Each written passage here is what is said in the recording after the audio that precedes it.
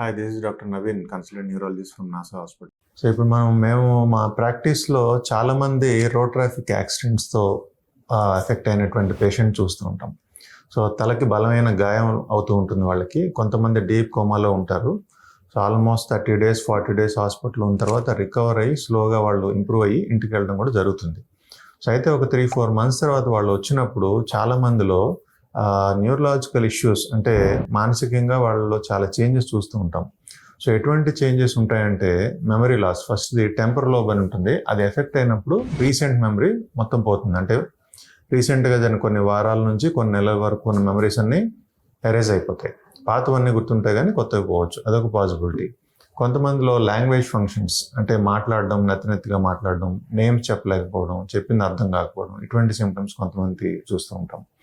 మరి కొంతమందికి working memory impair అవుతుంది. అంటే నార్మల్గా వంట చేసుకున్నటువంటి గృహిణులు చేసుకోలేకపోవచ్చు. సైకిల్ తొక్కడం లాంటి కామన్ యాక్టివిటీస్ కొంతమంది చేసుకోలేకపోవచ్చు. ఇది వర్కింగ్ మెమరీ డెఫిసిట్స్ అంటాం వీటిని. ఇంకా కామన్గా మేము చూసేది ఎమోషనల్ ఎబిలిటీ. అంటే మన ఎమోషన్స్ అన్నీ కూడా సాధారణంగా మన కంట్రోల్లో ఉంటాయి. సో తలకి ఫ్రంటల్లోకి గాయమైనప్పుడు ఏంటంటే ఎమోషన్స్ కంట్రోల్ తప్పి విపరీతంగా నవ్వడం కానీ, విపరీతంగా ఏడవడం కానీ, అంటే చిన్న చిన్న మాట్లాడినప్పుడు కూడా రిపీటెడ్గా ఏడుస్తుంటారు కొంతమంది రిపీటెడ్గా నవ్వుతూ ఉంటారు. ఇది చూసే వాళ్ళకి ఏంటంటే ఏదో జరుగుతుంది అనుకుంటారు. ఇదంతా ఏంటంటే ఎమోషనల్ ఎబిలిటీ, వాళ్ళు కంట్రోల్ చేసుకోవడం వల్ల వచ్చేటువంటి ప్రాబ్లమ్స్ అనమాట. సో ఇటువంటివి కామన్గా మనం head injury after long time, అంటే ఒక 6 months తర్వాత వచ్చిన పేషెంట్స్లో చాలా మందిలో మనం చూస్తూ ఉంటాం. For further health updates, subscribe, like, share.